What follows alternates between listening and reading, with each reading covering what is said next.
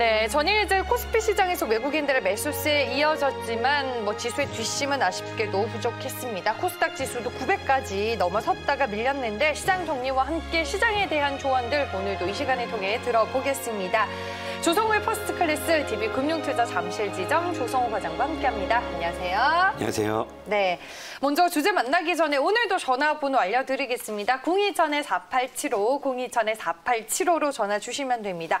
시장의 특징에 대해서 물어보셔도 되고요. 어제 외국인들은 뭘 샀나요? 등등등 국내 증시 그리고 종목에 대한 얘기 거침없이 마구마구 물어봐 주시길 바라겠습니다. 그럼 오늘 과장님은 어떤 얘기를 해주실지 오늘의 주제 먼저 만나볼게요.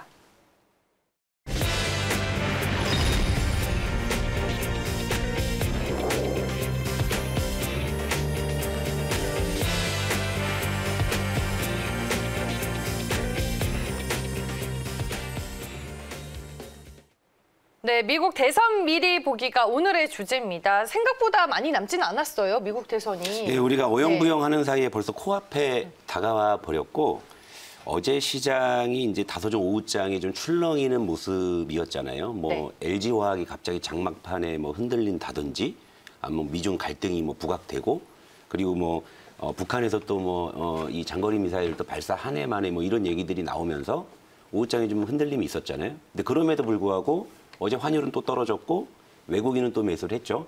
그리고 이제 간밤에 여괴에서는 FOMC가 이제 결과가 나왔죠. 그런데 이제 원달러 환율이 여기에서 1170 지금 3원대까지 내려와 있는. 그러니까 외국인 소득과 환율은 굉장히 우호적이기 때문에 어제 하루의 출렁임을 가지고 걱정할 것은 아니지만 하지만 일단 우리가 코앞에 미국 대선이 다가와 있기 때문에 이 시나리오는 미리 좀 점검을 해둬야 여러분들도 혹시 모를 변동성에 대비할 수 있지 않을까 이런 생각이죠. 그러니까 네. 미국 대선 누가 이겼으면 좋겠습니다. 이거 얘기해도 되나요? 저도 그러니까 사실 누가 이기든 우리는 좀 피곤할 수 있는 상황이죠. 네. 지금 현직 트럼프 대통령 재임 기간에도 이런저런 이 돌발 행동 때문에 사실 시장도 많이 피곤했었잖아요. 그럼 또 그렇다고 해서 바이든 후보가 되면 또 나아질 것이냐 했더니 또 그렇지도 않다라는 시각도 있고.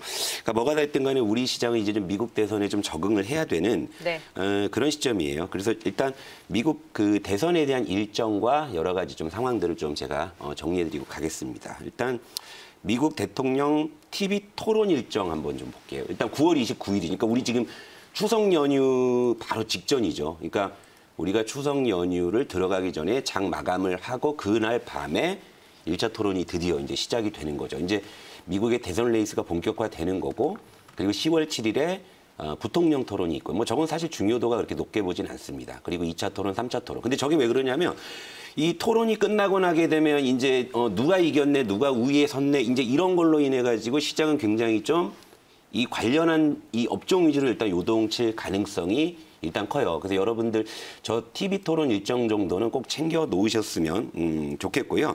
그리고 트럼프와 바이든 후보의 이제 정책이나 이제 수혜 업종을 한번 좀 정리를 해봤습니다. 이것도 한번 볼게요. 이게 제일 중요한 부분이 아닐까 싶어요. 그렇죠. 사실 저도 이 얘기하려고 온 건데. 그러니까 사실 지금 미국 대선에서 좀 약간 맥이 빠지는 게 뭐냐면 일단 트럼프 대통령 현직이죠. 그리고 바이든 후보 모두 좀 약간 이제 연세가 좀 많다라는 거를 시장에서는 좀 많이 좀 우려를 하고 있죠. 그러니까 예를 들면 이거죠. 우리가 20년 전에 봤던 빌 클린턴 전 대통령이 지금 트럼프 대통령과 동갑이라는 것을 보면 지금 두 후보의 좀 이 고령이라는 거에 대해서 시장은 좀 우려를 하고 있습니다만, 일단 주요 정책을 보게 되면 이제 트럼프 대통령 지금까지 우리가 봐왔잖아요. 트럼프 대통령은 이제 원유나 화석연료 중심으로 좀 반환경 정책, 그러니까 파리 기후 협약을 작년 말에 탈퇴했고 또 최근에 이제 WHO까지 탈퇴해버리는 좀 이런 행보를 보였죠. 그래서 저런 정책이 이제 트럼프 대통령의 주요 정책이었고, 그리고 맨날 이제 방위비 더 내놔라 하면서 미국의 좀 방위 산업을 굉장히 강화하고, 그리고 최근에 이제 시장에 계속 유동성을 공급해야 된다 하면서 계속 연준을 압박하는 그런 스탠스 때문에 이제 금융이나 은행 업종 요런 쪽이 수혜를 보는 그런 모습이었다면, 지금 바이든 후보 같은 경우에는 정반대예요. 그러니까 바이든 후보는 트럼프가 그동안 실정을 했던 것을 되돌리겠다는 쪽에서 지금 많은 좀 표를 얻고 있는데, 일단 친환경 재생에너지, 그러니까 파리 기후 협약 같은 것도 다시 들어가겠죠. 그리고 지금 가장 문제가 되는 게 이제 미중 무역 갈등 지금 트럼프 재임 기간 내내 있었는데 이제 바이든 후보 같은 경우에는 이걸 완화시키겠다. 이런 이제 정책 방향이 있고, 그리고 사회 간접자본, 그러니까 SOC죠. 그러니까 토목이나 건설 쪽을 통해서 이제 고용을 좀 부양하는 이런 전통적인 좀 경기 부양책도 생각을 하고 있고, 그리고 오바마 케어를 계승하면서 이제 의료 서비스나 헬스케어 이런 쪽의 정책들. 그러다 보니까 뭐 전기차나 태양광, 뭐 헬스케어, 그리고 뭐 건설 토목이나 그러니까 미중 갈등에서 그동안 피해를 봤던 업종들이 이제 소외 업종으로 부각될 가능성이 있다라는 거고. 사실 최근에 이제 전기차의 질주도 지금 바이든 후보가 당선이 유력했기 때문에 조금 더 올라갔던 측면들도 있다고 저는 보거든요. 그러니까 이런 내용들. 그리고 이제 9월 14일 현재 트럼프 대통령과 바이든 후보의 지지율 격차는 5% 이내 오차 범위 냅니다. 그러니까 바이든 후보가 51% 정도고 트럼프 대통령이 46%. 예전에 좀 더 많이 벌어졌었는데 대선이 임박할수록 그러니까 좀 박빙 양상으로 이제 가게 되는 거죠. 그러니까 결국에 지지율이 박빙으로 가면 갈수록 시장의 변동성은 더 커질 수 있다. 이 부분을 여러분들께서 좀 참고하시면 좋을 것 같아요. 그리고 선거 일정도 바로 가죠. 예. 미국 대선 선거 일정이 어떻게 되냐면 요건 이제 여러분들 참고하셔야 되는 게 일단 11월 3일에 그 선거 인단을 뽑는 유권자 투표예요. 그러니까 이거 무슨 얘기냐면 선거 인단을 선출한 투표입니다. 그러니까 이제 다 투표하는 거예요. 이제 유권자, 투표권을 가진 사람들은 다 선거 인단을 뽑는 투표를 하고 그 선거 인단이 선출이 되면 12월 4일에, 그러니까 여러분들 뭐 누가 캘리포니아주를 갖고 갔네, 누가 뉴욕주를 갖고 갔네 하는 이제 그것이 바로 선거 인단들이 투표를 해서 거기서 승자 독식이라고 해서 다 가져가는 구조잖아요, 미국이요. 그러니까 본선이 이제 12월 4일. 그리고 개표는 1월 초에 하는 걸로 그렇게 예정이 돼 있고, 그래서 결정이 된다면 2021년 그러니까 내년 1월 21일에 이제 취임식을 하는데, 이제 가장 중요한 거는 이제 9월 29일 날 있을 1차 토론, 그리고 이제 그 이후에 있을 2차, 3차 토론 그 일정과 요 이제 투표, 요 일정을 여러분들께서 좀 잘 체크하시면 좋을 것 같다. 이렇게 좀 말씀을 드리고요. 시간이 있으니까 바로 그냥 스트레이트로 가죠. 네. 자, 국내 시장 영향 전망 이 얘기를 이제 드리고 가야 되는데, 요거.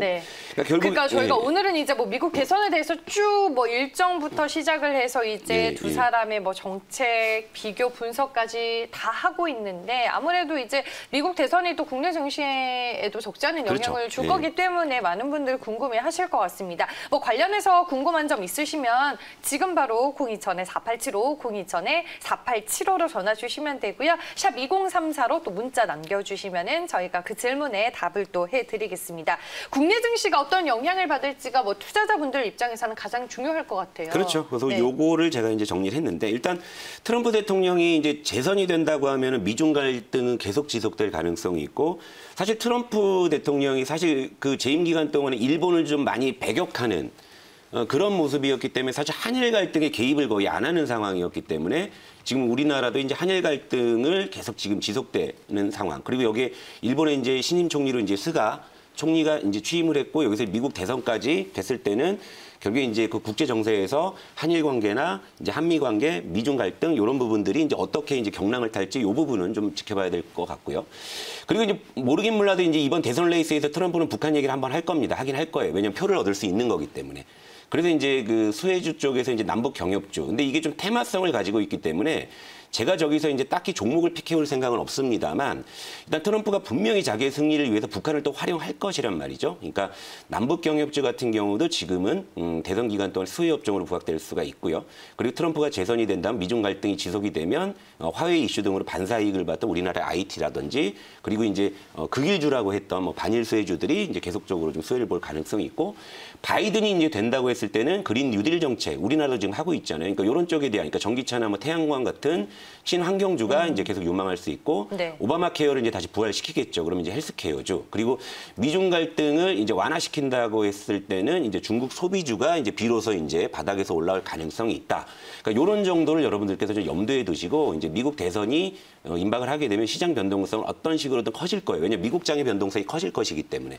그러니까 이 부분에 대해서는 여러분들께서 미리 좀 스터디를 해놓고 시나리오별로 준비를 해놓으시면 막상 이제 그때 변동성이 커지더라도 우리가 대응할 수가 있다라는 점을 좀 미리 말씀드리겠습니다. 근데 이게 뭐 누가 될지 모르는 상황에서 저희가 미리 공부를 하고 준비는 하겠지만 대선 결과를 확인하고 이제 본격적으로 수혜 업종과 종목을 저희가 대응해야 되는 거예요? 굉장히 좋은 말씀해 주셨는데, 사실 이런 변동성에서도 내가 뭘 하겠다, 이 시장에서 뭘 하겠다고 하니까 시나리오를 짜드리는 건데, 개인 투자자가 기관 외국인에 비해서 가장 유리한 장점이 하나 있거든요. 뭐예요? 아니다 싶으면 주식을 안 갖고 있으면 되는 거예요. 그렇죠. 그러니까 이런 변동성이 이제 네. 걱정이 되고 어떻게 될지 모르겠다, 난 감을 못 잡겠다 하시면 그때까지는 좀 주식을 비워놓고 현금으로 갖고 계시는 것도 이건 개인 투자자만이 할 수 있는 거예요. 기관 외국인은 사기 싫어도 사야 되는 상황이 있고 팔기 싫어도 팔아야 되는 상황이 있는데 개인 투자자 같은 경우에는 기관 외국인과 비해서 가장 좋은 유리한 점이 바로 그런 점이거든요. 그러니까 네. 우리 이창진 앵커님께서 좋은 지적해 주신 거예요. 그러니까 그 와중에도 우리 시장에서 싸워서 뭘 하려고 할 때는 이런 시나리오들이 정리가 돼 있고 어떠한 변동성이 발생했을 때 그 시나리오대로 민첩하게 움직이면서 우리가 수익을 추구하는 건데 내가 그럴 용기가 없고 자신이 없다. 그럼 쉬는 것도 하나의 방법이다. 이렇게 볼 수 있는 거죠. 네. 우리가 이제 트럼프 대통령이 될지 몰랐을 예. 그때 때처럼. 변동성 엄청 컸잖아요. 그러니까요. 네, 네, 네. 이번에도 나는 바이든이 될 거라고 생각을 했는데 또 그렇죠. 트럼프 대통령이 당선이 될 수도 네. 있는 거기 때문에 변수와 불확실성이 상당히 또 존재하는 상황에서는 우리가 또 리스크 관리를 네. 어떻게 하면 좋을지에 대한 팁도 저희가 얻어봤습니다.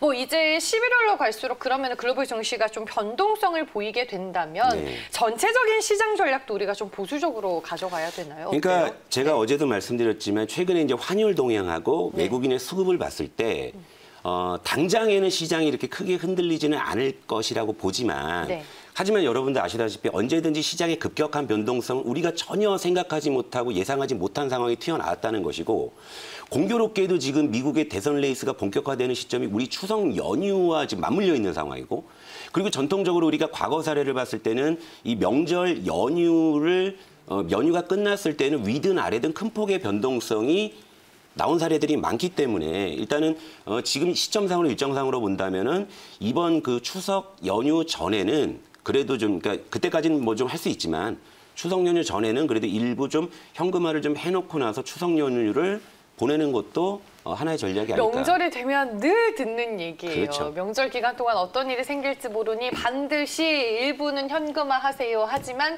이거를 또 지키기가 쉽지는 않더라고요. 그렇죠. 그러니까 네. 주식을 물리면 안 돼요. 그래서. 그러니까 주식을 물려 있으면 명절 전에 줄이기가 쉽지 않잖아요. 그러니까 여러분들도 지금 그러니까 뭐 기존에 들고 계신 종목이 물린 것은 어쩔 수 없지만 네. 새로 들어가시는 종목만큼은 일단 안 물려야지만 명절 전에 그 종목들을 현금화할 수 있는 거지 않습니까? 그러니까 지금은 종목 픽에 있어서 조금 더 신중하고 좀 변동성이 낮은 주식. 제가 그런 거 좋아하잖아요. 네, 이제 네. 그런 주식 쪽에서 좀 기회를 보시는 게 좋을 것 같아요. 알겠습니다. 오늘 이제 많은 시청자분들이 어떤 문의를 해주셨는지 한번 같이 살펴보겠습니다. 네, 전화와 이제 접수로 문자로 접수가 됐습니다. KCC, 머큐리, 현대제철 종목 상담이 있고요. LG화학 지금 오늘 LG화학 궁금해하시는 분들이 상당히 그렇죠. 많을 것 같아요. 네, 이분 네. 매수 가격이 72만 9천 원이네요. 그리고 오늘 저희가 주제로 나눈 미국 대선 핵심 이슈로 떠오른 기후 변화주 전망에 대해서도 물어보셨습니다. 네. 좀 저 두 얘기를 저는 살짝 했으면 좋겠어요. 그러니까 미 네. 대선 핵심 이슈로 떠오른 기후 변화죠. 이건 이제 제가 아까 말씀드린 그 두 후보의 어떤 정책 방향에서 사실 우리가 힌트를 찾을 수가 있는데 이것은 사실 이제 바이든의 그 당선이 유력해지면 유력해질수록 이제 저쪽이 훨씬 더 부각을 받을 것이고요. 네. 그리고 이제 LG화학에 대해서 말씀을 드리면 어제 이제 그 배터리 사업 분사 이슈로 좀 흔들려 버렸는데 이제 여기 왜냐하면 시장에서 이제 분사가 됐을 때 LG화학의 밸류를 재측정하겠다는 그런 움직임으로 보시면 되는 거지 전기차의 모멘텀 자체가 지금 꺾인다라고 좀 보기는 어려운 개별 이슈로 어제 삼성이 SDI는 견조했거든요. 예, 이렇게 참고하시면 될 것 같아요. 네, 알겠습니다. 뭐 LG화학 지금 분할 방식을 놓고 상당히 논란이 되고 있는데 오늘은 이사회 결과를 확인을 해야 될 것 같고요. 일단 대신증권에서는 장기적으로 봤을 때는 호재라는 리포트를 오늘 내놨으니까 여러분들 개장 전에도 한번 체크해 보시길 바라겠습니다. 조성우의 퍼스트 클래스는 여기까지고요. DB금융투자 잠실지점 조성우 과장과 함께했습니다. 고맙습니다.